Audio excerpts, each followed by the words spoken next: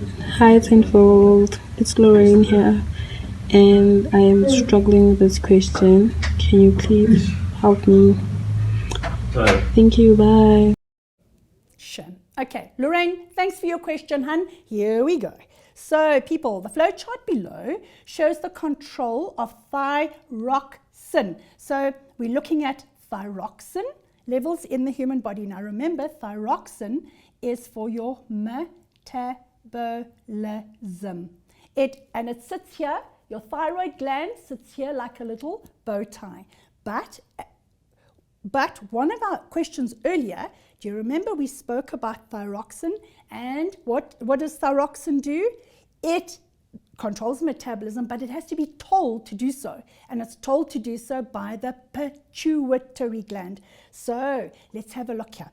We've got normal thyroxin levels. And this, by the way, is homeostasis. Remember, to stay, or the same, to stay, homeostasis, maintaining a constant,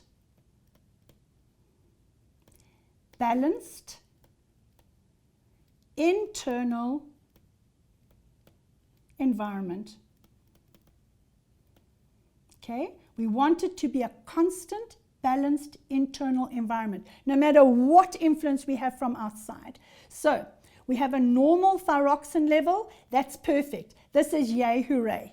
But what do we have here?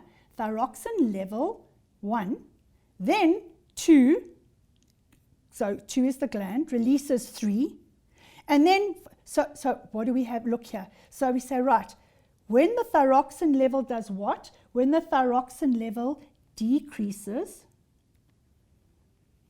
okay, when it decreases, what's going to happen?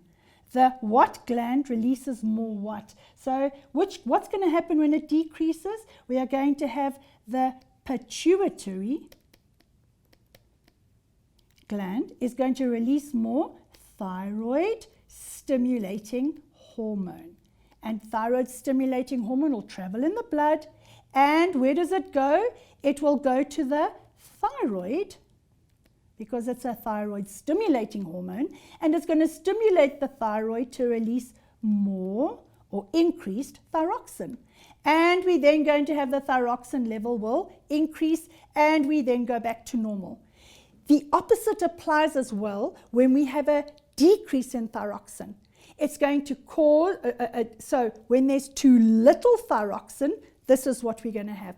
When there is too much thyroxin, it's going to inhibit the pituitary, and the pituitary is going to release less thyroid stimulating hormone. So the thyroid is going to release less thyroxin, and the thyroxin level will go down. So let's take a look at our questions.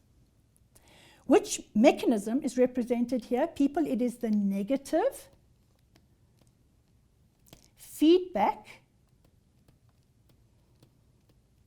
mechanism. A negative feedback mechanism means that if in any system there is an increase, a corrective mechanism happens to cause a decrease, but it gets to normal, and when it gets to normal, it doesn't stop. So it keeps going, and then when it gets too low, the system is stimulated, and the corrective mechanism is stimulated, and it will then cause an increase, and it will then go past normal. So it literally, look here, will do this up and down the whole day, but it goes through normal every time.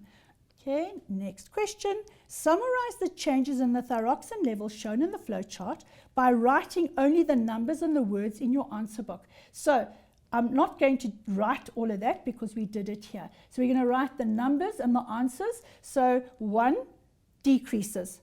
Then the pituitary gland is going to release more thyroid stimulating hormone. So 3 will be THS.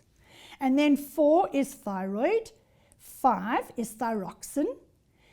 And we then have an increase. So 1 is a decrease, 2 is the pituitary, 3 is thyroid stimulating hormone, 4 is the thyroid, 5 is thyroxin, and there you have your answer.